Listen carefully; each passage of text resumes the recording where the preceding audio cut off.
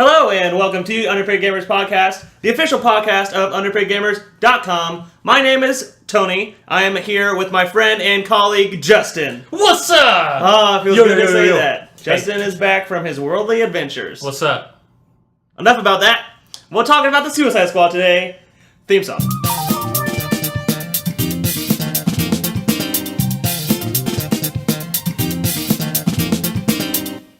Justin. Yeah, what's up? It's been a while. It has been. Tell the good people where they can find us. You can find us you? on the internet, mostly, on underpaidgamers.com. Almost exclusively on the internet. On SoundCloud, on iTunes, on Google Play, on Patreon, on Twitter, on YouTube, and I know we're on Podcast Addict too, because I just listened to the summer editions, the newscasts, if you will, with that. So, and what if someone wants to send us a letter? So if somebody wants to send us a letter, we don't have a physical address, but we do have electronic letters available. An electronic address? underpaidgamerspodcast@gmail.com. What's our Twitter handle? @UPGamersPodcast. Pretty good. 95%. Yeah.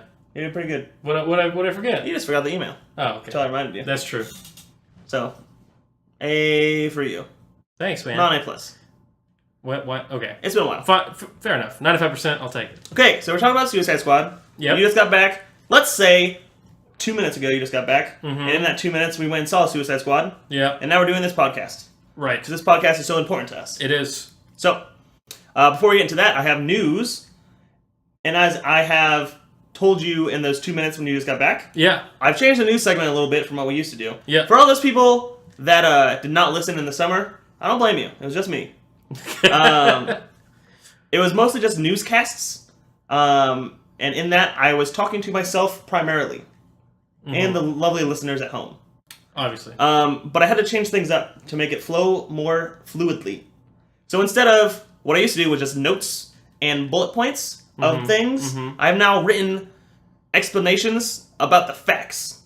And then after that, we will talk about opinions. There it is. That way it flows faster. It's the new format. The first one, I have no paragraph about, so forget everything I just said. Okay. I found out recently, almost a couple days ago, that my favorite game...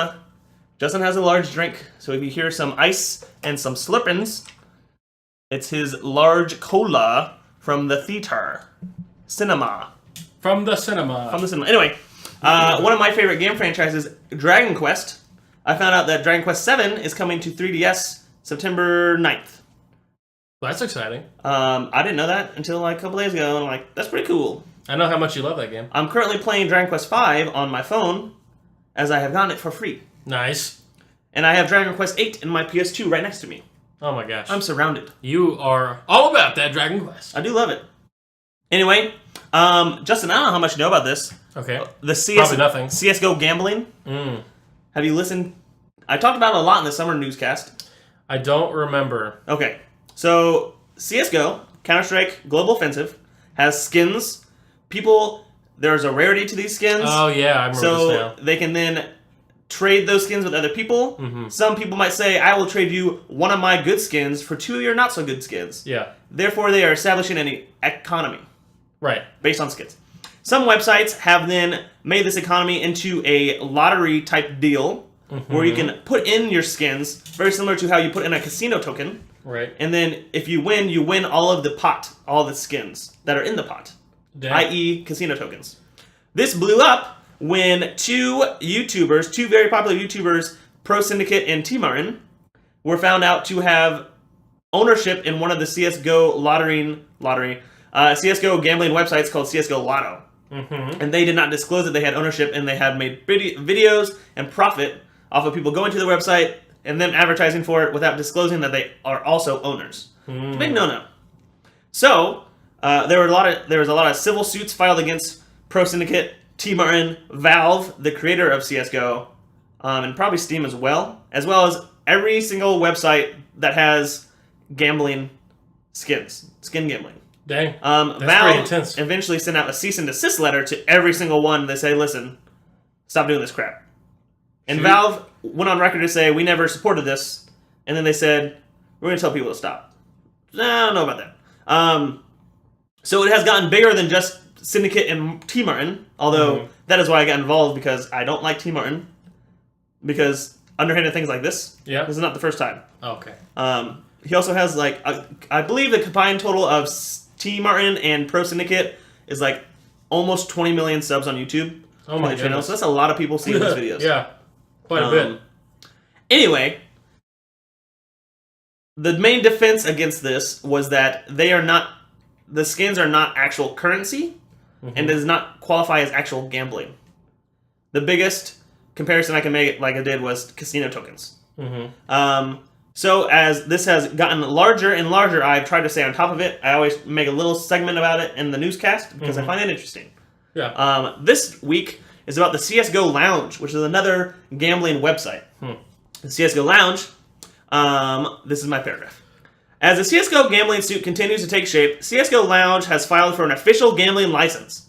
In a statement from CSGO Lounge, quote, virtual items in CSGO have no money value. But then they go on to say, we have decided to acquire a license to legally operate in most countries and be able to accept esports bets by our community as if it were real money. Also operating a Dota 2 Lounge website, CSGO Lounge was one of the many recipients of a cease and desist letter from Valve demanding a stop to all gambling using Valve property. The main defense against the lawsuit of illegally gambling is arguing that the randomized rewards aren't actually monetary and therefore legal. But the pursuit of the gambling license, CSGO Lounge almost openly admits that it was gambling all along. So essentially what CSGO Lounge said was, these skins, they're not money.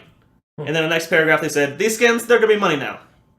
We want a gambling license so people can gamble these skins, which previously had no monetary value, and now we are assigning a monetary value to it. And we would like to pursue a gambling license so we can legally do this in most countries. It's been quite the thing. I can't think of a word for it. Where people are saying, these skins aren't money, and then they go on to say, these skins will be money. That's I didn't mention this to you. Okay, good. A lot of this happens with people underage, under the gambling age. Naturally. So not only just under 21, but under 18. Most, I would assume, there is a large amount of kids that play the game that are like 13 years old. Much lower than the gambling age. Right. So not only are they illegally gambling, it's underage gambling. It's not okay. So that's like federal crime. Yeah. So it's big. Big deals. But CSGO Lounge is saying, it's not money. It's no money. But we're going to get a gambling license. But it's going to be money. Right. So that all sounds fishy. Yep. To start off with. My favorite kind of news is fishy news. Like to go fishing? I don't. So my question is, how are they making money off of these websites? Just any person? Yeah. They skim some off the top, essentially. So they keep some of the skins? Not necessarily. In CSGO, you can buy boxes. Okay. And then those boxes have skins in them, like a loot box. And somehow that can get transferred to money. I know, obviously, with ad content, like they just get... So T. Martin and Syndicate get money off of ads on that. True. And they also... I don't know... It's been kind of old. I know that T. Martin, one of his videos was like a how to make $14,000 on CSGO Lotto, which is his website. And somehow there's a way to transfer your skins for money. I assume I almost know that there's a marketplace for skins so people can buy them for actual money. So it's probably some combination of that. I mean, if they're transferable, then you could just set it up that somebody pays you and then you transfer it over. I know lots of MMOs do that with like accounts. Like if you can sell your account online. Yeah. Because I had friends do that in EVE, which was dumb, and they regretted it afterwards. That they sell their account? Yeah, but they made like $200 off it, so almost worth it. That's like what? 50 cents per hour they put into it? Something like that. Probably more like 5 cents an hour. Dude, oh man, that's ridiculous. Either way, I think if they're obviously they're gambling non-money things.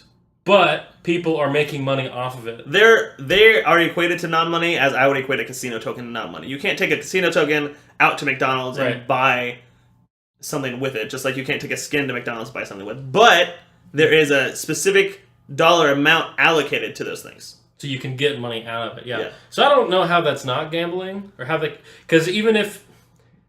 I mean, if they're making money off of people going to the website and doing a lottery, it doesn't matter if it's real money or not. If they're making money off that process, I think that's wrong. Mm-hmm. If they don't have a license, obviously. Because some people do that, that's fine. But, I don't know. It all seems really sketchy. And taking advantage of a bunch of 13-year-old boys. And girls. And girls. Respect, girls. Mostly boys. Respect for those gamer girls out there. So, I don't know. I don't like it. I think they should all go to jail. Wow. Just kidding. As an overreaction. Strong. But you're not the only person. But for real, though, like, that's real sketchy. And not disclosing that you are an owner of the site or, like, that's real sketch. It's also a federal crime. That is so wrong. You can't do that. You got to disclose those things. It's pretty awesome. So I don't like T. Martin. I don't necessarily have any feelings for Pro Syndicate. Mm-hmm. They're both very popular and they've both been around. They're both in the Call of Duty area of YouTube. Mm-hmm. Syndicate's more in Minecraft as of right now, in the vlog area. Mm-hmm. T. Martin's all up Call of Duties, but he had to take down some of his videos. I think he's going to be in court here soon. I know something's happening with his account around the time that the next Call of Duty comes out. So if he can't make videos, which is his main source of income for Call of Duty, when the new Call of Duty comes out, it's really going to hurt him financially. And that's not even, like, punishment for the crimes he did. That's just, like, them saying, we need to look at all this stuff because you did something bad. So that's on top of the losses that he'll get if he gets found guilty. So, good on him. I don't know. Next! Alright, what's up? Call of Duty Black Ops 3. Okay. This is not a paragraph yet. Activision and some other companies, Activision and Blizzard are the same company now. Activision owns Blizzard. Mm-hmm. They had their second quarter finance report recently, so this has to do with that. That makes sense. Black Ops 3 has broken... Black Ops 3 has broken Activision records by becoming the most profitable Call of Duty of all time while still in the first half of its one-year cycle. Holy cow. Sales of in-game content have doubled compared to previous years at the same time period. It can now be assumed that every Call of Duty from this point on will have a black market supply drop gear system that will include skins, camos, and of course weapons. No! While the futuristic movement has deterred some players, it has not been enough, and we, as a community of gamers, can expect more games similar to Black Ops 3 in the future. Black Ops 3 was the best-selling game of 2015 and has continued that trend into 2016, still reigning supreme. That's 2 years in a row has been the best-selling game of the year. Also, Activision Blizzard reported over $1 billion from in-game content revenue across all games, including Call of Duty, Overwatch, Hearthstone, and others. Dude, I believe it. That's just in a quarter. That's ridiculous. That's all I have for that. Yeah, I'm not surprised, dude. People spend so much money on Hearthstone alone, like buying all those cards. I think card packs. There's that, and then I don't have any specific numbers of Call of Duty Black Ops 3, but why on earth would they ever change this formula now? Now they have a winning formula? Right. I mean, they're a business. Yeah. They're in it to make money. I've seen YouTube people spend like $7,000 like a day on in-game content for Call of Duty. And that encourages other people to spend money. Right. I'm like, it's rough, dude. I don't even like it. I don't even like that anymore. I don't like it either. I wish you could buy a game and have all the content. And you can just unlock it, but now you got to pay extra money. Despite the negative fan reaction to Infinite Warfare, it is now the most pre-ordered Call of Duty, I believe. Really? Because of the Modern Warfare Remastered Edition. True. Which, by the way, is $30 more expensive. So you're paying $90 for a game and a half instead of... Okay, so yeah, okay. Which is a fair price for a game and a half, $90. But the only way to get the Modern Warfare is to spend that $90. You can't buy it single. Dude, I bet within a couple months they're going to split it off. Probably. Because they're doing that to drive pre-order sales, and then as soon as all that hype is gone, they will most likely split it off and just as like a separate game that you can buy. I don't know. They don't need to. Well, I mean, there might be some people who will. I mean, there are people who may not buy Infinity Ward. They would split it, and they would make money off of it. Mm-hmm. But you would have to sell 3 times more just by itself than you would buy the game itself. By the combo. Okay. Because it was split off and you true. paid $30 for it as opposed to $90. Mm-hmm. They'd have to increase sales just of Modern Warfare Remastered by threefold. Right, but the thing is, I think after a couple months, all the people who are going to buy the game at $90 with the extra content on there, as in Modern Warfare, if all those people buy it then, there's going to be a group of people like me who's not going to buy the $90 game to get both things. And the way to open up the market to get more sales is after that huge chunk of people who are willing to spend $90 to get both. Once they've all spent their money, they're going to open it up to let all the other people who weren't willing to do it get the $30. Because I'm not probably going to buy Infinity Warfare. No. Probably not. So, regardless of the situation. However, I would be interested in an HD remastered edition of Modern Warfare because that was a good game. You know what I would do if I was Activision? What would you do? I would do what you did, but modify it. So the first DLC pack for Infinite Warfare and Modern Warfare Remastered is something for Infinite Warfare nobody cares about, and the rest of the maps from Modern Warfare. Sell that as a single game, $60, as well as a DLC. So people that own the DLC, or people that have like a season pass or whatever, get the stuff for Infinite Warfare. They also have to buy for Modern Warfare Remastered. People then also have to buy so you can spend $15 to get all the maps if you already own Modern Warfare. But if you don't, you can spend $60 and get the game with everything. Because then you don't need to sell 3 times as much. True. You don't have to sell less and still make profit. Because people are still buying $15 worth. Either way, as a gamer, this sucks. As a Call of Duty gamer, it sucks, but... it is what it is, I guess. When you are the most profitable game company... you can kind of just do what you want. I looked at, the last, 5 years, Call of Duty's been the most profitable game of all time. I think it even beat Grand Theft Auto 5. Really? In the 1 year that they came out, which was 2014? That's crazy.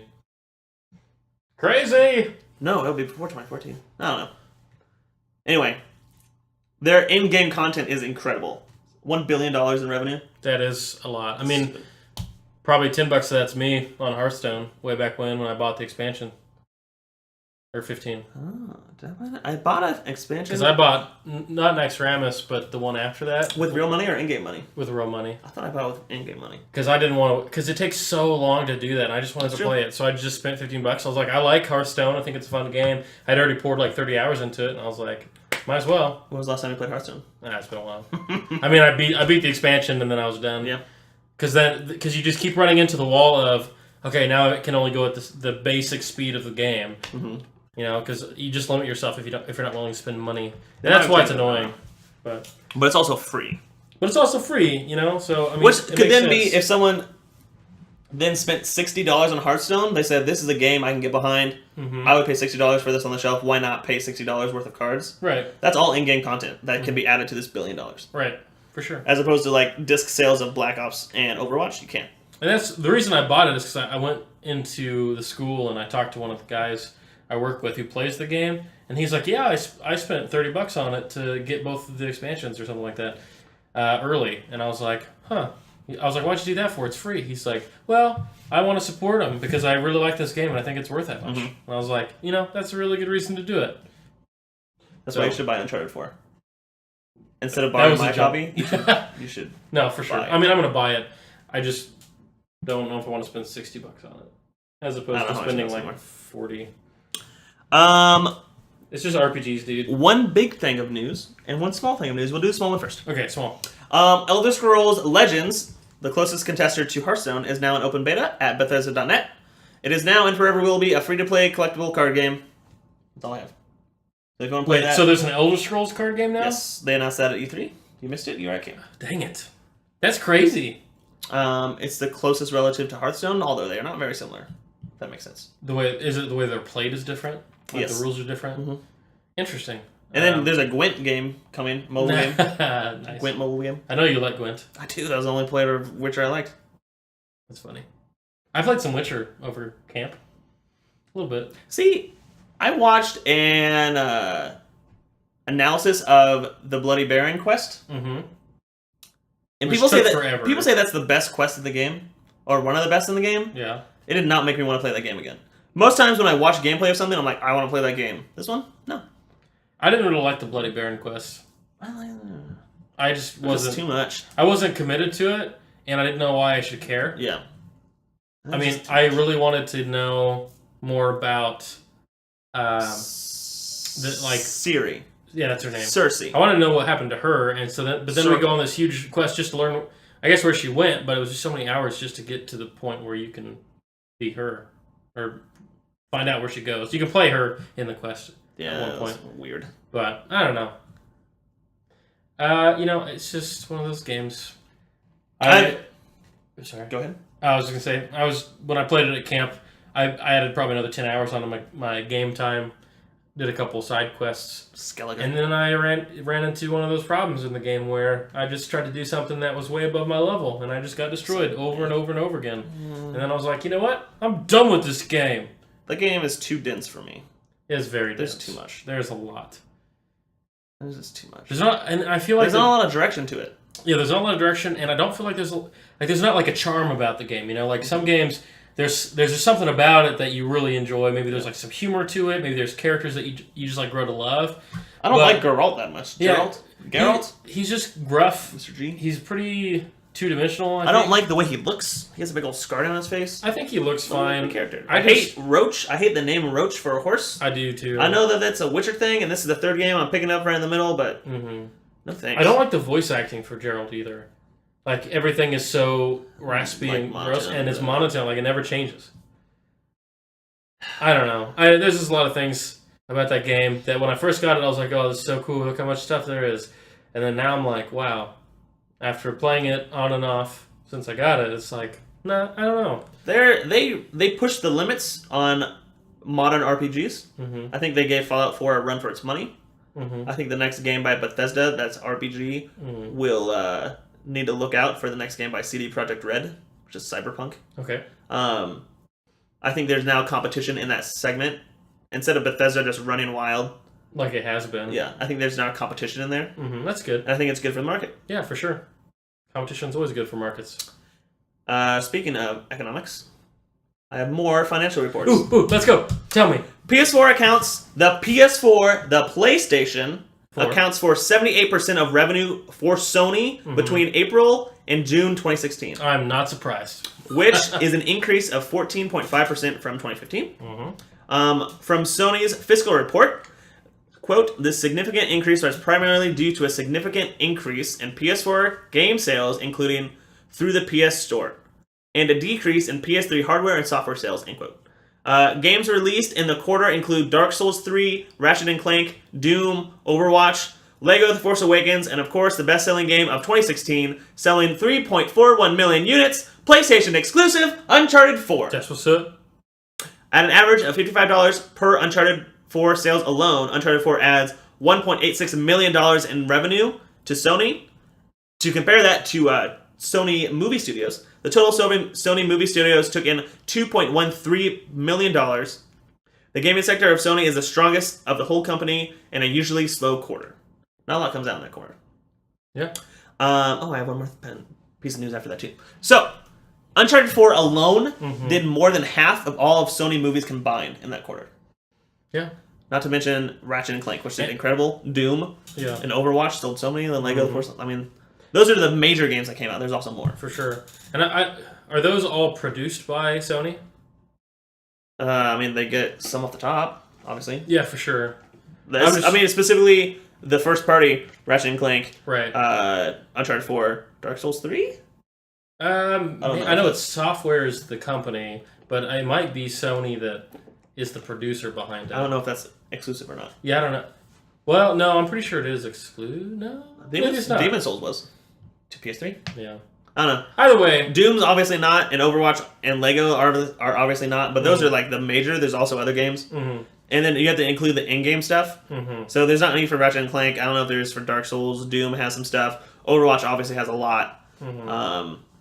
Lego probably has some. Uncharted has some, but there's also Call of Duty DLC that came out there too. And obviously there's like 45 million units of PS4s worldwide right now. Yeah. So there's just tons. And I think this has really been interesting to look at in context of Microsoft too, because I know for a while down with Microsoft. Microsoft, seriously, their only profitable department, especially when Mac started coming in hot, was really Xbox. 360? Yeah, it was a 360. Eventually the PS3 outsold the 360? Did it? Yeah. I don't know if those are in my notes from when we did that episode. I don't know if But the PS3 total sold more units than the Xbox 360. By the end of it? Uh-huh. Interesting. I guess they're still selling PS3s and They're still selling 360s. So, I don't know. It's just one of those things where I think gaming is a really good sector for someone to get in if you have the money to make good games. Which these major companies do. Microsoft does, obviously. Microsoft, Sony, and then Nintendo. Microsoft's a bigger company than Sony. Yeah, it is. For sure. Sony's pretty big. I mean, I feel like Sony was way bigger in electronics than they are now. Because they're like in terms of like TVs. I mean, they still sell TVs. They have like Bravia TVs and stuff like that. Yeah. But I wouldn't. Sony Ericsson phones. Yeah. I mean, there are tons of electronics that they sell, and that's kind of where they started. But when they moved into the gaming systems, man, who would have thought when the PlayStation 1 came out that they would end up being such a dominant force? Because, I mean, we talked about it, how many consoles there were in the very beginning of gaming, and how people, they oversaturated the market with supply, and really Nintendo's the only one that came out of all that live, and Sega, I guess. I don't know. It's just interesting to think of the history of Nintendo's gaming. on its last legs. I don't know. You hear that NX is going to be handheld? No. What? You've been out of it, dude. I'm telling you. I've been working at a camp. I don't know anything. So NX Yeah. is now a handheld that you can connect to your TV. So, that's a good face. So you can take it with you. What? And it's supposed to be, a long time ago they claimed it was going to be as powerful as a PS4. Mm-hmm. Maybe it is. That's going to be a hot handheld to hold. I mean, Nintendo dominates the handheld market. Duh. There's no competition. There's the PS Vita, which is actually a good system, but Nintendo's known for handheld. I thought the NX was going to be like the end all be all. It's going to be the next Nintendo that's actually for hardcore gamers. Like, nope. They were going to outdo the PS4 maybe. and the Xbox One's inside, so it would be like the premier console, and they would start attracting outside developers for games. I want to move this cord. There might be some static in the line. I apologize. Oh, no. It's happened once before. Oh, did it? I was kicking it. Apologize. Go on, proceed. So Resume. I thought they were shifting strategies back to aim and steal some segment away from like hardcore. Man, if you ask me, there's no way Nintendo could ever beat PS4 at this point. Right, not in this generation. Even in the next generation, I think it'll be hard. PS4 has so much at its revenue. What the Wii U is a loss. I mean, Nintendo obviously makes money. There's talk and some desires of Nintendo just releasing their first-party content on to third-party consoles. Let me play Samus on a PS4. Let me play Metroid, I guess. Let me play Mario. Like not making hardware anymore? Yeah, just market that out to other systems that are clearly doing better, i.e. the PS4. Yeah. Or even the Xbox One compared to the Wii U. Still make butt tons of cash off of it, because who's not going to buy a Mario game? You can play it on whatever you want. Right. Or if they made like an exclusive deal with Sony or Xbox, like how much would they pay to get Nintendo? Like, believe it, like I mean, you can say Nintendo's going down or not, but Mario is like the biggest, most recognizable video game character. Pac-Man. Period. Well, maybe Pac-Man. Nintendo doesn't need money from their gaming, essentially, which is weird because that's really the only company. That's all they have. What do you mean? But think of how much of a nail in the coffin it would be if they struck an exclusivity deal with either the Xbox One or the PS4. It would put one of those companies way over the top. Like, think of all the things that Nintendo has. Yeah. Like, well, I mean, it's Zelda. Look at all the franchises that they own. Yeah, but Zelda. It's all first-party franchises. That's why the NX, or that's why the Wii U and the Wii is failing, because it's all first-party stuff. They just keep doing the same thing over and over and over again, instead of third-party stuff. Well, they can't, they can't attract third parties. That's the problem. They don't work with them. They decide not to work with them. Really? So how long can you keep making Zelda games and Mario games and other things? I don't know. Probably a while. They've been doing it for a while. Probably, but it's getting to the point, obviously, where it's showing that it's not working. Yeah, I don't know. I don't know. If the NX ties in with Pokemon Go, a workable Pokemon Go, that could be an interesting thing to see. Yeah, I don't know. I feel like Nintendo just has a lot of really good intellectual property, like franchises and things that they could pull from. they just lost the hardcore gamers because, like, think N64. Do you know how many people still argue about how N64 is the best out of that generation? There's so many people I know who are like, N64, by far, best console. Is that PS1?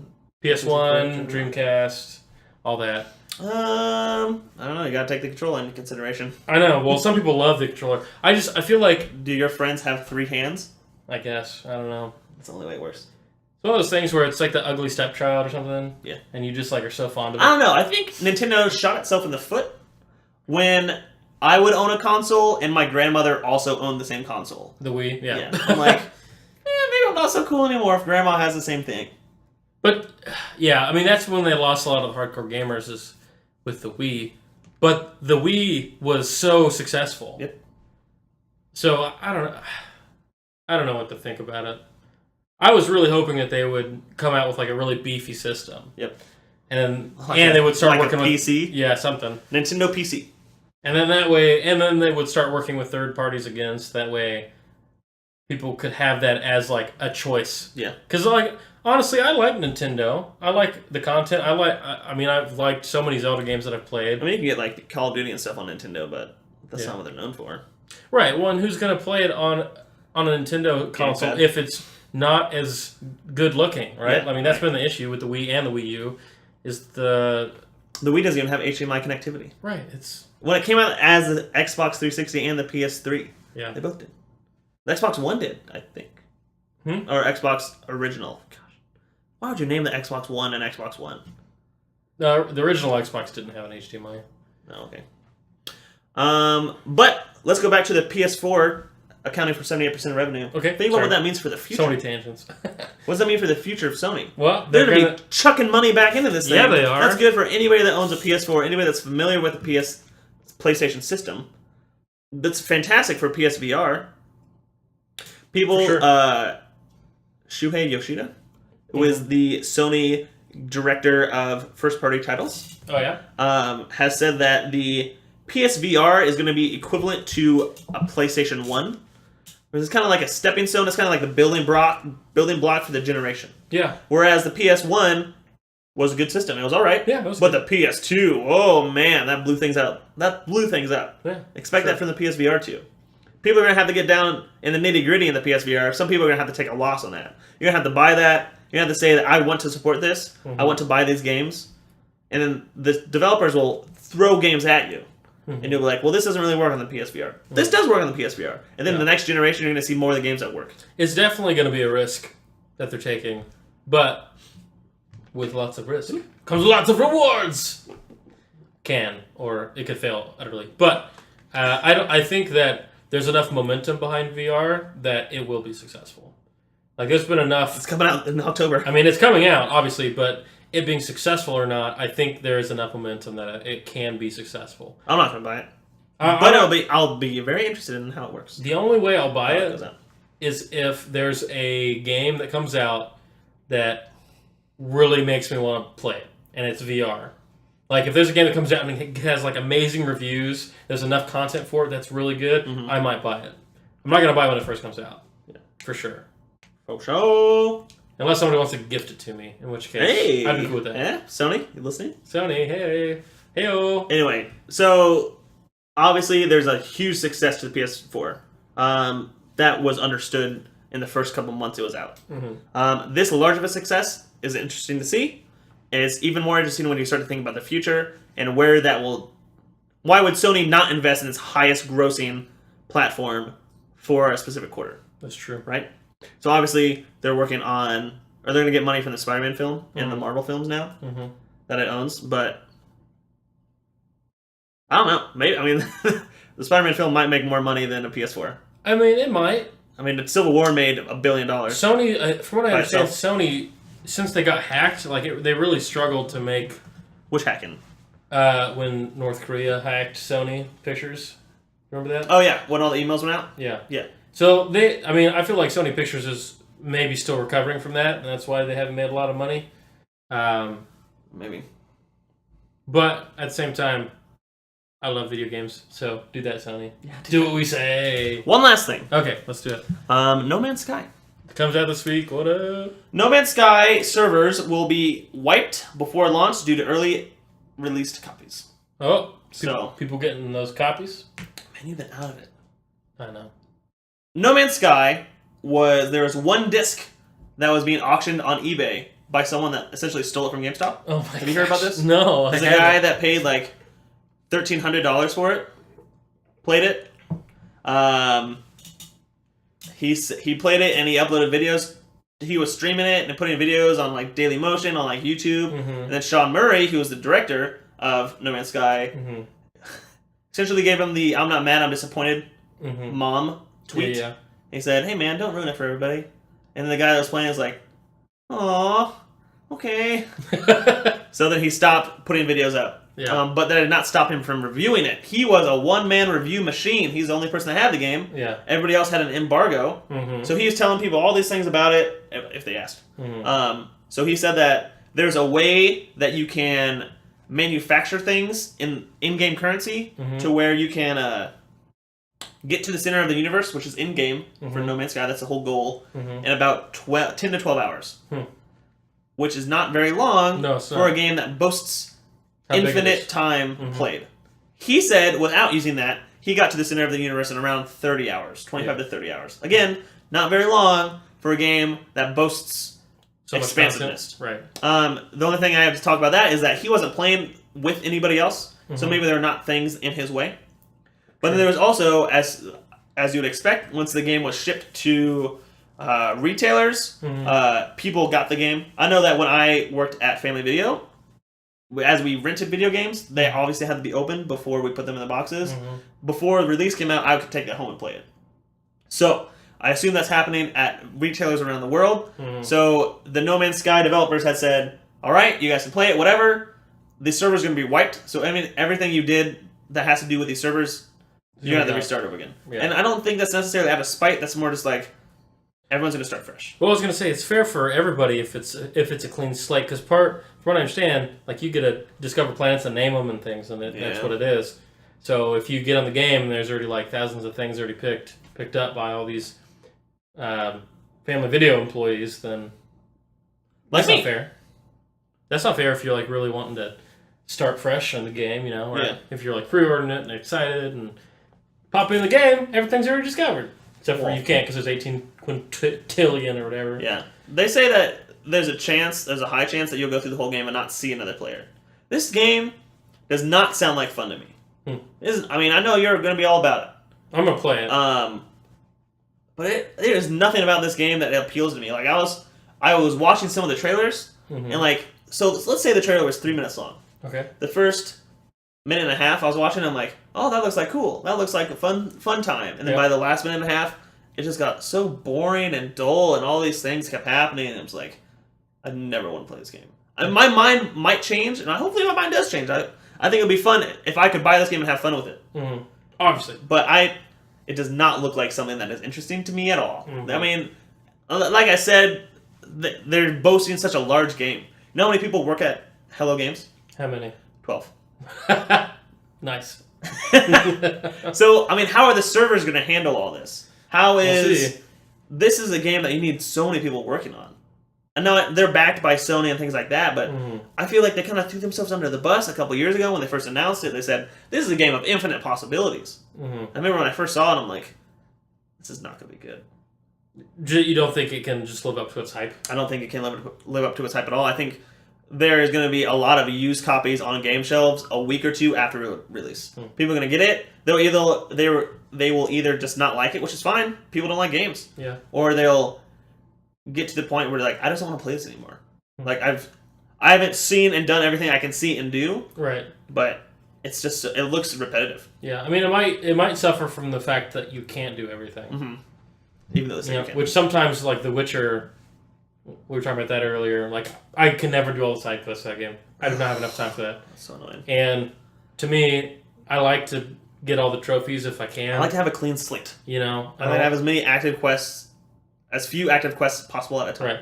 And then you talk to some random person, you automatically get another quest. So this might do the same thing where there's just too much, or too little, so no direction. Like, what's the point of playing if you can't finish everything. Yeah, if you can't experience everything and do everything. So I don't know. We'll see. I'm excited for it because I think it's like a very unique game. It's like they're playing with the formula of gaming a little bit because I've never heard of a project this big before. I mean, EVE Online has a huge universe of systems, and I've never visited all of them. There's like over 1,000 different star systems you can go to, all with players in them. But this is not thousands. This is a big number. Quintillion. So, I don't know how I feel about it. I'll let you know after I play it. Oh, I can't wait. Can't wait till the reviews come in. We will talk about it. Speaking of reviews. Oh, yeah. Suicide Squad! We just watched it. We just watched it in the theater. Those seats... Okay, so we got there a little late. They're already in the previews for upcoming movies. Yeah. There were no seats. It was me, you, and my wife. So there's 3 of us. No grouping of 3 seats. So we had to sit in the back row of the front section. So when you walk into a movie theater, there's a walkway, there's a whole back section where most of the seats are. Then there's a front section that has like 3 or 4 rows. We sat in the back row of that. But it felt like those chairs reclined farther than the average chair. As you have an 80-foot screen in front of you, that makes sense. Yeah, you kind of need it. I thought it would be a bad viewing experience from that angle. Turned out, not that bad. It wasn't terrible. Pretty good seats. Wasn't perfect. Wasn't ideal. I mean, we weren't center 5, but it was good enough. You know, it didn't really detract from the movie too much. There wasn't. Oh, by the way, when we do movie discussions, we go spoilers full throttle. Yeah. So spoiler alert. Don't come here expecting to not be spoiled. This is for all your spoiling needs. Yep. Because we go off topic. Yeah, we cannot control ourselves. Yeah, we've tried, and it won't happen. So let's just go at it. When we left, you said, I have a lot of thoughts about that. I do. I have a lot of thoughts about it. Let them at me. Okay, so the number one issue with the movie that I had with it. Well, before we let's do positives first. What we thought, good, bad, or otherwise. Here in the Underpaid Gamers, we sometimes talk about how much things cost. Yeah. How much would you pay to watch this movie? You know, I think this is more like a Redbox film. Really? $1? You know, well, yeah. Blu-ray $1.50? Yeah, $1.50. I'd give it $1.50. Dang. You know, for me, the movie overall was all right. It was entertaining, but it wasn't. I thought it was going to rewrite the formula, right? Because it's like villains. But games or like comic book movies? Like this is like a new strategy that like nobody's approached a superhero movie like this before. It's like a supervillain movie. Yep. The characters, I didn't grow to really like any of the characters that much. Even Will Smith. Maybe Will Smith was the only one, maybe a little bit, and maybe Flag a little bit. Rick Flag. Really? Maybe a little bit. He's annoying. Just because, like, come on, you gotta have some sympathy for the guy. Like, he fell in love with this girl, and now they're controlling him through this girl. So it's like, you know, it's pulling on a little bit of the heartstrings. But besides those two, which I barely, got invested in. Okay, so that's just a little bit. There were just too many characters, and you didn't really get to know many of them. Like, you kind of got to know the flame guy a little bit, which I don't even know his name. Diablo, I guess. Diablo. You kind of got to know him a little bit, but I didn't really grow to enjoy any of them. And then, at the end, I don't understand their motivations. They're all villains, and then... But they're best friends now. I guess, after, 2 days of fighting. It was like 2 hours. Yeah, maybe. It just, to me, the motivations didn't make sense as to why they would finish. Only Will Smith character made sense to me. Because he was promised time with his daughter. Because he wanted his story to be told to his daughter, because his daughter knows. Like, it made sense within his story why. Harley Quinn's story doesn't really make sense, but maybe the next level of it makes sense because she's a psychopath, so she kind of just does whatever. But the rest of the guys who went to fight, why did they fight? What motivation could they possibly have? Why did Captain Boomerang run away in the bar? Yeah, and then come right back. Right. Number one, that. The crocodile dude. Why does he care about this situation? He just want a BET, man. Like, He just wanted TV. I guess, layer, like a hamburger. And then who's the other guy? Diablo was there. Diablo too. Like, what's his motivation for doing it? Too. What the heck is his motivation? Yeah, his family's dead. So I mean, what? Like, why? He says a line of "I killed my family once. Now I'm going to defend my family." I'm like, man, like 2 hours ago, dude. Right. Seriously, like there just wasn't enough time for me to really feel invested in the characters, and maybe that's because usually when we get movies with all these huge characters in it or big characters, we have movies from before, like the Marvel whole thing with the Avengers. Like when Avengers comes around, you know and love all the characters because they've all had their own movie. This one, you don't get that. Except for Black Widow. Except for Black Widow and Hawkeye. I felt there are some things. I agree with that. Mm-hmm. I also feel like this is mostly a Will Smith, Margot Robbie movie. Like, they were obviously the main characters. Everybody else is kind of right behind him. Yeah. I guess you'd expect that with Will Smith. You have a big name like Will Smith. He's got to have the screen time. He's got to be number one. Yeah. So expect that when you're going in to see the movie. I guess you haven't seen it yet. But, like, there was backstory and there was, like, solo fight scenes for Will Smith. There was, like, solo fight scenes for Harley Quinn. Mm-hmm. There wasn't really solo fight scenes for anybody else. Yeah, Avengers does a really good job of giving everybody enough screen time in the fights. Yeah, we're gonna compare this to Avengers a lot. It's a group comic movie versus a group comic Yeah, I don't know what else to compare it to. Nothing really. So like Avengers does a really good job of showing Sorry, he just racked his elbow on his TV. That's funny. Avengers does a good job of showing every character interact with every other character, mm-hmm. as well as having like solo fighting. That's because the last fight scene of Avengers is like 45 minutes long. So what? This one, there's a fight scene for Will Smith, Deadshot. There's a fight scene for Harley Quinn. Not really anything else for the people. Like, I wanted to see what they could do. Why was Captain Boomerang there?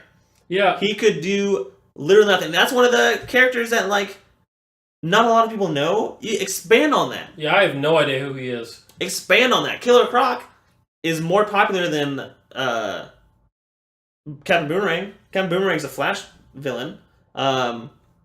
But expand on those characters that not everybody knows. Deadshot's fairly popular. Harley Quinn's obviously very popular. Mm-hmm. But expand on the DC, expand on the characters that people don't know. Right. Like, give them the limelight and be like, look at these people that we have. That's what Marvel did with every single movie that's in the MCU right now. Mm-hmm. Captain America, Iron Man, Thor are all B-list heroes. Mm-hmm. Now look at them. Yeah. I didn't throw Hulk in there because he was always like number one. He's always everybody knew who the Hulk was. Yeah, no, I think that makes sense, right? Like if you have a universe with rich characters, why not try and expand people's knowledge of your universe, right? Like show people that you have more people than Superman and Batman.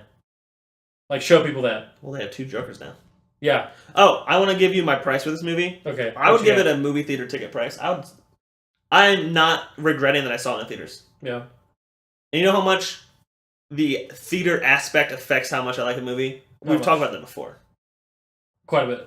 With Civil War, there's people next to us that smelled and Emily was uncomfortable. Oh, yeah. That happened. And you would think that the front row seats that we sat in would affect me negatively. It did not. So I would give this movie a theater seating. You would give it a Blu-ray Redbox, $150. Mm-hmm. I would give it we paid like $6.75 for it because it was a matinee. Yeah. I would pay $10 for it. I wouldn't go again. But I don't regret seeing it in theaters. Like I regret you're not gonna buy it on Blu-ray when it comes out? I don't normally do that. Yeah. I did buy The Force Awakens though. That's what's up. I'm about that. What else? So I really wanted to see expansions on the characters, like, and even like Rick Flag. He's kind of like the hero of this film, other than towards the end. Right. Expand on him. Like, why is he in charge? Why can he do all these things? I did very much like the origin stories that they showed, essentially. Like the little couple minute things. Mm-hmm. Yeah. This is this person. They're good at this and this and this. Mm-hmm. This is them in an action scene. Mm-hmm. This is this person. They're good at this and this. This is them in an action scene. Yeah. Things like that. I really like that. Yeah. That was quick. That was right. They threw you right into it. So how'd you feel about the Joker? I don't know yet. Are you still processing that? Kinda. I didn't. I don't think I disliked him. He made me uncomfortable, which I think is good for the Joker. Point, maybe? Like Like I never felt uncomfortable watching the Dark Knight Joker, Heath Ledger. Yeah. I felt uncomfortable watching this one. I don't know if that's because it like put me on edge, or if that's just like I don't like the way he's taking this, but I don't know if he was necessarily as unpredictable as possible. I also disliked at the very end when he broke into the prison to rescue Harley Quinn. He was wearing that full bodysuit of armor, but it said Joker on it. Yeah, I'm like, Joker would not wear that. Right. Joker would go in all flashy like he's been the whole movie. Right. That's what he likes to do. No, and like, was that supposed to be like a surprise? Oh, look, Joker's not dead. Well, duh, Joker's not dead. He's like the main DC villain for Batman. Like, he's not gonna die from a plane crash or helicopter crash. Like, come on. I think it was even interesting that they put Joker in this movie. I know, he and doesn't have a big role. He was just kind of there, just another character. I mean, it's obviously there for marketing, and also because you can't really understand Harley Quinn if you don't know the Joker. Like, I'm glad they showed that origin. I wouldn't be upset if they expanded on his character in the next Batman solo film. Yeah. You know, I did as well feel uncomfortable with the Joker. I had trouble really, and this is partly why I said in the beginning, there were too many characters, right? Because they have all these characters. You get like little like snippets of their like origin stories, but really you don't get much reason to like any of them. And this Joker too, like there's nothing really about, like there wasn't a whole lot of development with him. He's just like there, right? And like I felt like the only way I can compare it to is The Dark Knight, because that's the most recent Joker film that is actually good, right? I mean, it's also the most recent, and I just like with the Joker in The Dark Knight, it starts off and like you know the Joker, you recognize him because it's the Joker, but you see him kind of working with the mob, and you start to understand his like psyche a little bit. Yeah, like he doesn't care. Like he burns all the money. Like he's there just for the bet. Like he doesn't care about anything. He does whatever he wants. He just plays with people. And this Joker just seemed psychotic, and maybe that's just like a different take on the Joker. I mean, I feel like the Dark Knight Joker is also a little bit psychotic, but he kind of makes sense. Like you kind of get his motivation is he wants to take down the Bat. He doesn't want to kill the Bat, but he wants to take down the Bat, right? In Dark Knight. In the Dark Knight. And this one, he just wants to get Harley Quinn back.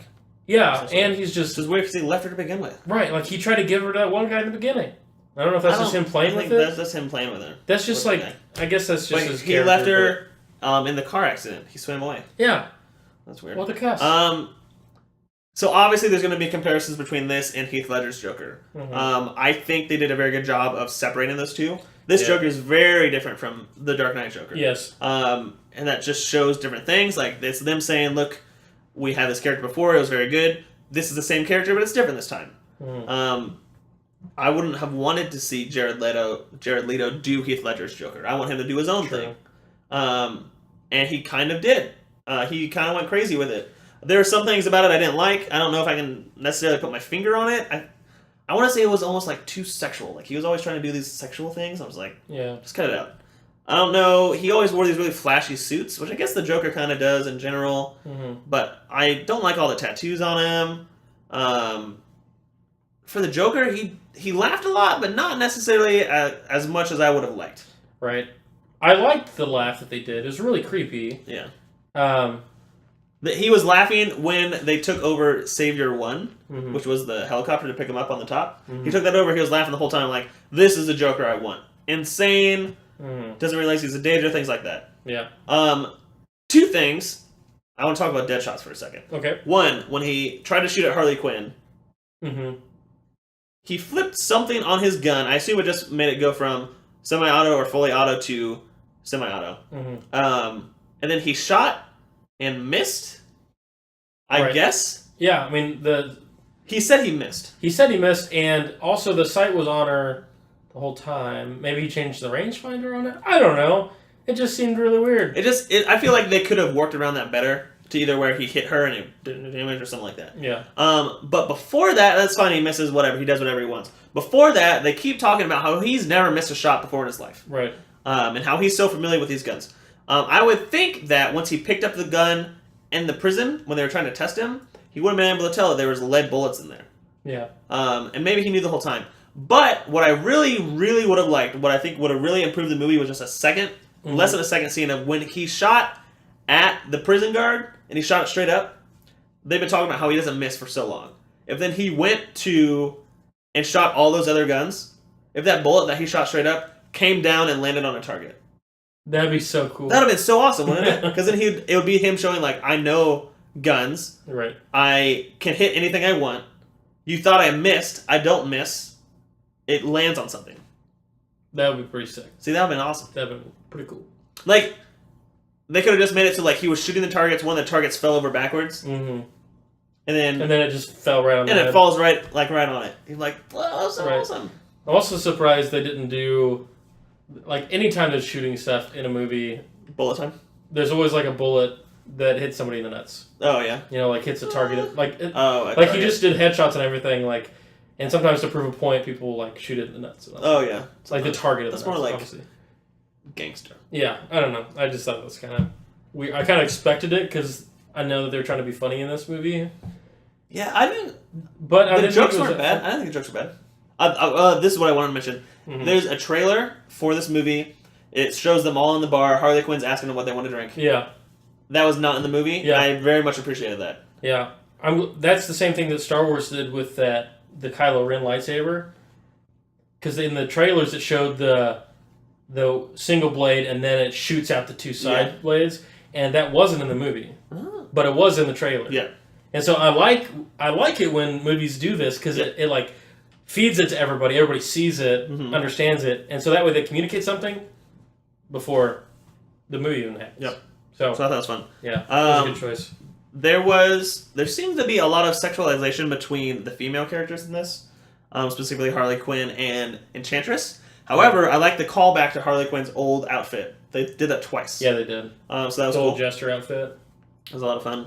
Enchantress, I don't know what she looks like in the comics. And maybe she looks really good in this movie, though. I really liked how she looked. Maybe you don't. Graphically wise, like her costume. Well, first off, the sexualization of her, or just her costume. No. Because that's what I'm talking about right now. I'm talking about the beginning with her when it's like the effects on her, like the black stuff and the red eyes. Like that was so cool. The costumes in the movie were fantastic. Yeah, I really liked the way she looked. Now, when she turned into the second form of herself, sister. I'm gonna call her the sister. Yeah, the sister. Witch, I guess. What do you call it, witch? Like the more godlike, because they're referencing other gods. Like that was, I didn't like that as much as I did the first costume. The first costume was just like super cool. Did Diablo die?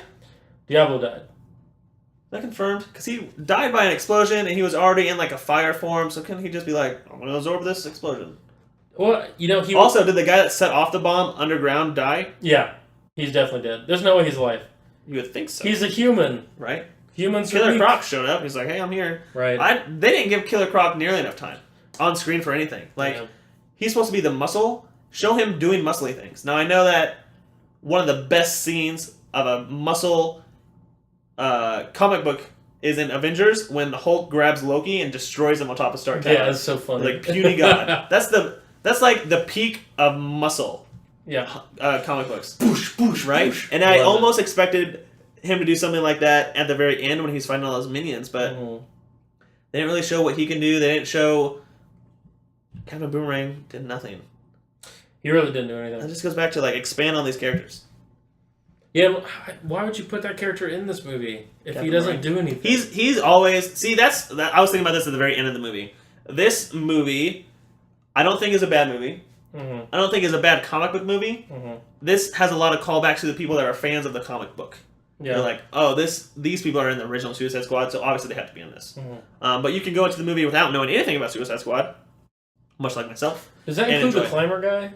Slipknot? Yeah. Probably. Because he died. Yeah.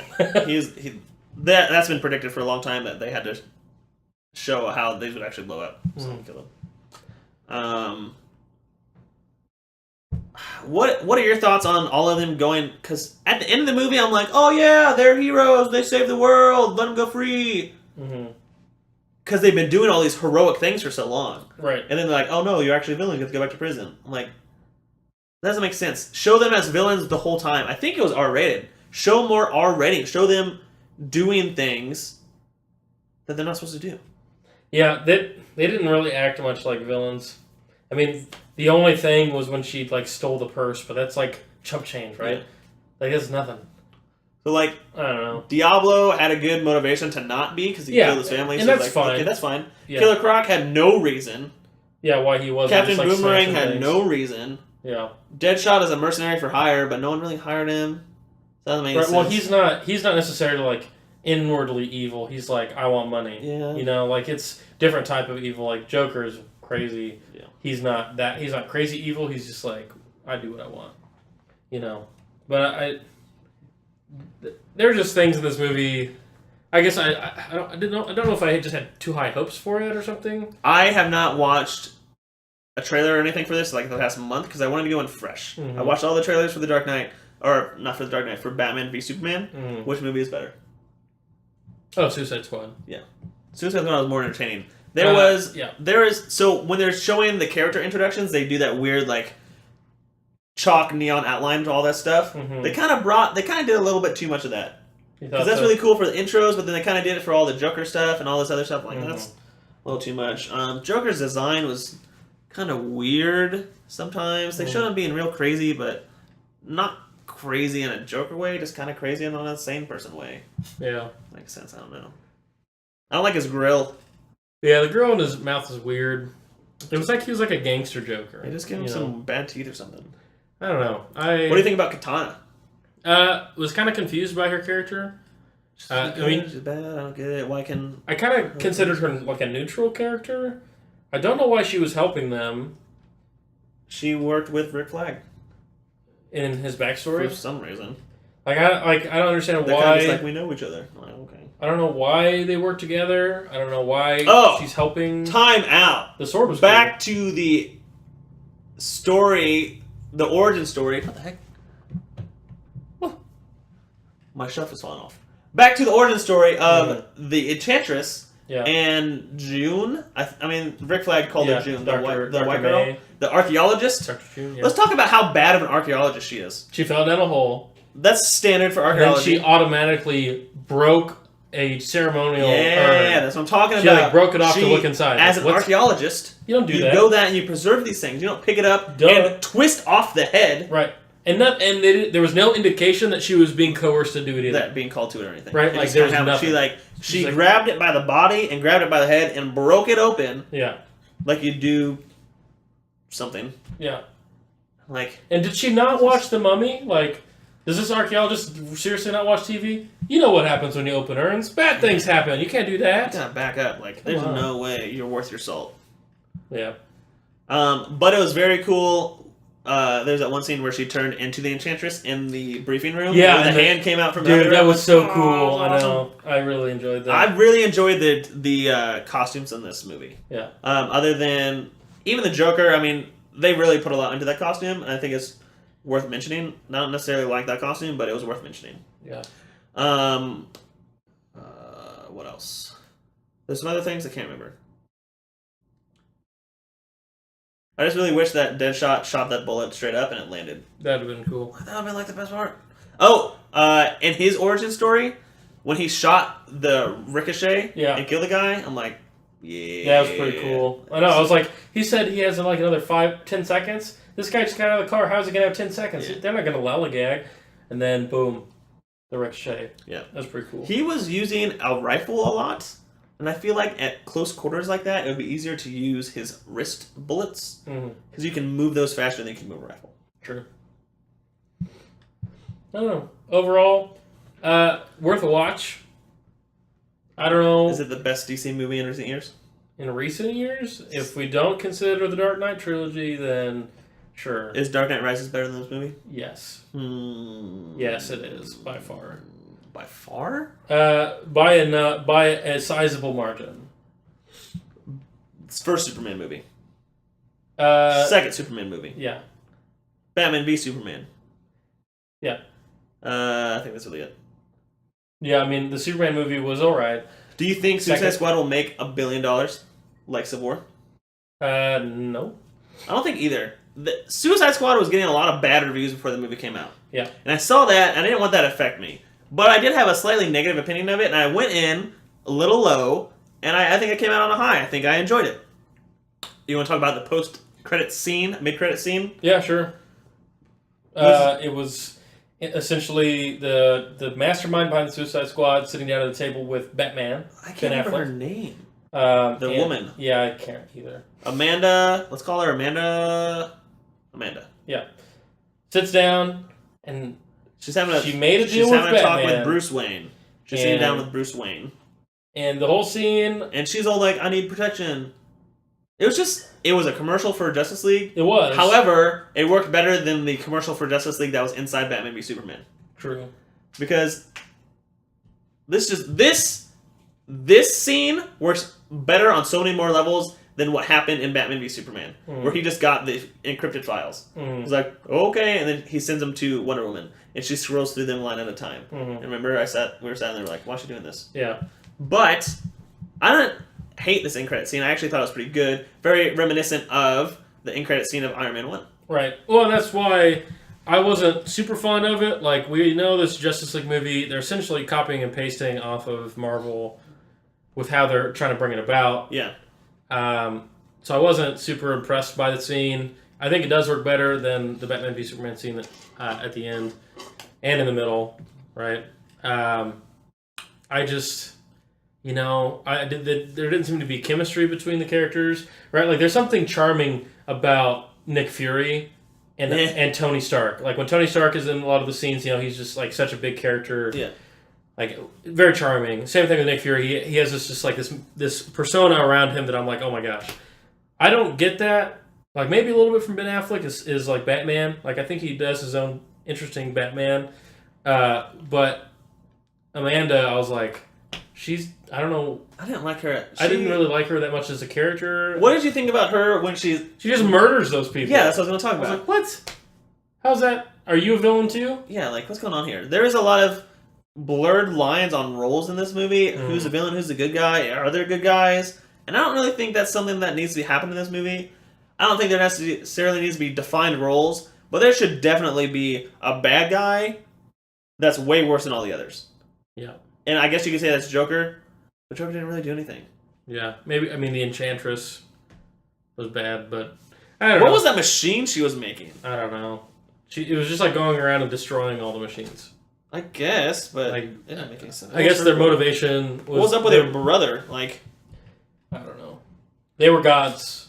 I guess. In ancient times. And then Diablo's like, I have the power of the devil, so I can become the devil himself, I guess. Yeah, that was kind of a weird transition that I did not expect.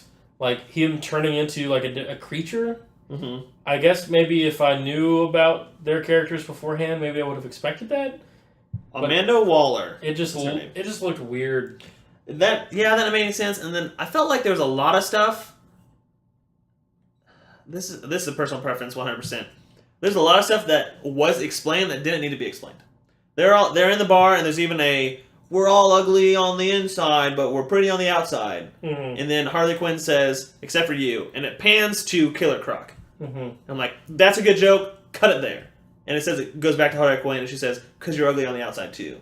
Like, that took the joke too far. Like, It's understood that people think he's ugly. He's a crocodile person. Right. You don't need to say because you're ugly on the outside. Just leave it there. Let people laugh. There's some other stuff too. The whole conclusion, the whole final fight scene. First of all, if this is getting to be so bad that it's destroying the whole Midwest, because Midway City is supposed to be like Chicago, where the heck is Flash? Yeah, Flash showed up in the Captain Boomerang origin story. Well, that's what I was wondering too. Like, Flash get there in a Flash. Like, I guess it was Midway. I had no idea where that was. I expected Batman to show up at some point. See, the only thing I have for him is that it's not Gotham, so Batman's like, get me out of here. Yeah, and I didn't know if Midway was like right next to Gotham or like where it was. Gotham's like New York, Midway's like Chicago. Okay. So it's not that close. So, Star City, or Star City? Central City, where Flash is from, is like Washington, D.C., I believe. Okay. And then Metropolis, obviously, from Batman v Superman, is on the other side of the bay of Gotham. But Flash could have been there as soon as that went off. Right. So where was he at? Because they showed him in the movie. Right. Because, well, I don't know where the diamond heist was for Captain Boomerang. They're talking about how he was Australian, so I guess I assumed it was in Australia, but it probably wasn't. But I still don't understand why. Well, it said he robbed every bank in Australia, then he moved to the United States to have a fresh start to rob all the banks in America. It was obviously somewhere in the United States, but the Flash got there. Yeah. They were like heroes by the end of the movie, which you have to have happen when you have to have that happen when you have a final villain to defeat. But you could have defeated that person so underhandedly. Mm-hmm. Like, I guess you could claim that Harley Quinn did because she like surrendered and then didn't and cut her Neville Longbottom style. Mm-hmm. But there's like, you're dealing with villains. Let them do something villainous. Let them kill her in a way that is befitting of them. Mm-hmm. Something underhanded. Yeah. This didn't happen. Yeah, it was just weird because the expectations of villains, I don't think was met. Yes. And like you said, there are a lot of blurred lines. And for me, again, lack of character depth and motivations overall, which makes me think it's like a mediocre movie. Mm-hmm. Like, it's not terrible. It's worth a watch. Don't know, like, knowing what I know now, I don't know if I'd go see it in theaters. See, I don't know. But if I knew more about Suicide Squad, I might have enjoyed this movie more. Yeah. There might have been a lot of callbacks. True. I mean, that's how it is with most things, though. Like, for me, like Star Trek movies, I'm like, oh, dude, what's up? Star Trek. I love Star Trek. Yeah. And then I get all the little things, and that just, like, makes it so much more exciting. Yeah. So that makes sense. So maybe if you do like Suicide Squad and you actually care about those comics, then maybe this is that movie for you. You want to list your most disappointing characters from this movie? Most disappointing? Yeah. Boomerang was... Captain Boomerang. Worthless. Only because they didn't give him enough screen time. They didn't explain why he's there. Well, his power is like, I throw a boomerang. And he had those knives, but I felt like put him in somewhere where you can show why he's beneficial to this team, why he's a villain, other than just robbing banks. Like they did with Captain America.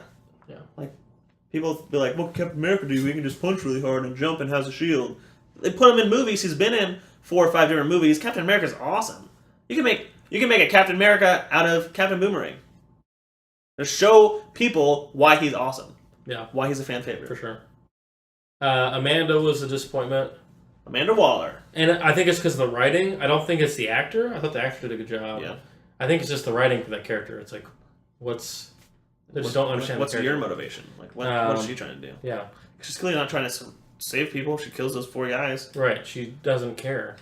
I think Croc was a disappointment just because we didn't get it. And I think the samurai girl, Katana, also disappointing because it seemed like there was a potential there for a really cool character that we get like a 30-second explanation about. Yeah, like her motivation is her husband died from this blade, and it's in the blade. Yeah. There it is.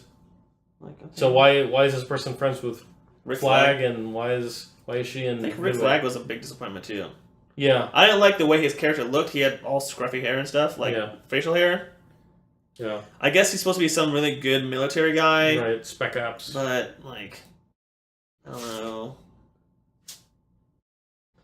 Yeah, I think the characters that I was most happy with were the main characters. Were Deadshot was good. Will Smith. I mean, he was. Yeah, I would consider he's like I said before, one of the only characters I got invested in. I thought Harley Quinn to an extent. Harley Quinn was good for the character. Really. I think Margot Robbie did a good job as Harley Quinn. She had like the voice that's very similar to the voice in the animated series. So I'm like, that's really cool. But the character direction that she was directed to do, I did not like at the end. Yeah, she's like, oh, we're friends now. She's kind of insane. So she's like, oh yeah, I'll go. Like she did a good portrayal of Harley Quinn, but I just don't like where it went. Yeah, and I agree too. I think it was just overly sexualized between her and the Joker, which I get because they're weird and crazy. But it just seemed too much. Like almost every scene, like it just seemed to over sexualize. The best thing about the Joker and Harley Quinn's relationship is that Harley Quinn's madly in love with the Joker, and the Joker could care less. That did not show in this movie. Yeah. Like, show how crazy she is for him, and therefore is crazy. And he's just like, oh, I want you around when I want you around, and when not, go away. That kind of thing. I wanted to see more of that. Now, maybe we couldn't see more of that just because she was captured the whole time, and obviously he would want to break her out. But I don't know. Maybe show them backstory. But. Yeah. I don't know. Those are my thoughts. Those are my thoughts. That's how I feel about it. For Suicide Squad that I did not write down. Normally I have more thoughts when I write them down. Like the episode we did on The Force Awakens. Analyze it, yeah. So probably have more thoughts next time. Yeah, for sure. But I guess that's what we think. You say Blu-ray red box. Yeah. I say theater seat. Yep. So we differ. There it is. Anyway. All right. Tell us what you think. You can email us at underpaidgamerspodcast@gmail.com. We'd love to get you on Twitter. Tweet at us at upgamerspodcast. If you're listening to us on SoundCloud, you can comment whenever you want. Timestamp that bad boy. If you're on iTunes, if you could give us a rating and a review, that really helps us out. It boosts us up. Yes, it does. It raises us up. You lift me up. Oh my gosh. Mountains. You raise me yeah, up. so you can do that. Google Play, I think you can give us some stars on that too. Review us. I'm not Help us exactly out in that. that. Yet. Yep, you can subscribe to us on YouTube. We're YouTube, Underpaid Gamers. I just put up a video of my anticipated Marvel video games. Did you watch that? I haven't yet. I saw that you posted it. Okay, you suck. Yep. Me and Justin have discussed that on our website. We're going to add a graph of our predictions. And who's right, and keep a tally. And where they go. So we can have a list of all our predictions. So my prediction is that No Man's Sky is going to flop. Predictions that the NFL and the PSVR are going to be intertwined somehow. We haven't talked about that. That was on one of the podcast episodes. We need to... the NFL Network is coming as an app to PS4. There you go. PSVR is obviously on PS4. I feel like they're going to be intertwined somehow. I think that'll be very cool. I could see that. There was another one, I can't remember what it was. We have a lot of predictions. Yeah, so we're going to put together a list and throw that up there. Sometime. And we're going to keep it updated, too. We're going to keep it updated. We're going to see. We're going to see how it goes. It's not so much as a contest between the two of us, just as Ray Kenobi was the other one. Right, so that way we can say with authority when our ideas are right, we can say, hey, look, we wrote this back then, and it was legit. Still correct. Still correct. So when Ray Antilles happens, then we'll know. Okay, so in a million years, we'll know. Anyway, thanks for listening. We'll see you fellers and fellerettes later. See ya.